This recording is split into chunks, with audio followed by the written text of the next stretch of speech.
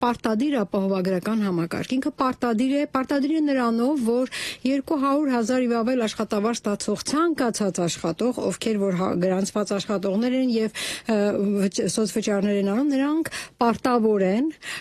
ամեն ամիս 10,800 դրամ որպես ապահովագրավճար վճարել իրենց աշխատավարձից։ Մեր հայրենակիցը հնարավորություն չունի այլընտրանք նայելու, հնարավորություն չունի այլ ընտրանքից օգտվելու,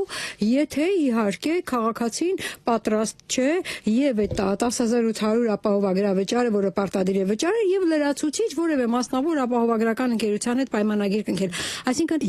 եւը կարող է այլընտրանք տալ, բայց կամ չկա։ Մենք ունենք բազմաթիվ քաղաքացիներ, մենք ունենք գործող բազմաթիվ ապահովագրական մասնավոր ընկերություններ, որոնց միջև հազարավոր պայմանագրեր կան կնքած ապահովագրության շուրջ։ Շատ կազմակերպություններ իրենց աշխատակիցներին բոլորին այդ ապահովագրությունով ապահովել են եւ նրանք սկսել են իրենց ապահովագրավճարները վճարել այդ պայմանագրերի շրջանակներում։ Ինչ է լինելու այդ պայմանագրերի ճակատագիրը։ Քաղաքացին իր աշխատավարձից 10,800 պետք է վճարի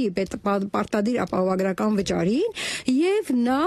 օգտվելու է այս պետական, եթե չի ուզում, թող նա շարունակի, բայց այս 10,800 պետք է վճարի։ Այստեղ աբսուրդ է, ասում չէ որ ի վերջո եւ քաղաքացին է այստեղ տուժում եւ մասնավոր ապահովագրական ընկերություններն են իսկապես շատ լուրջ տուժում։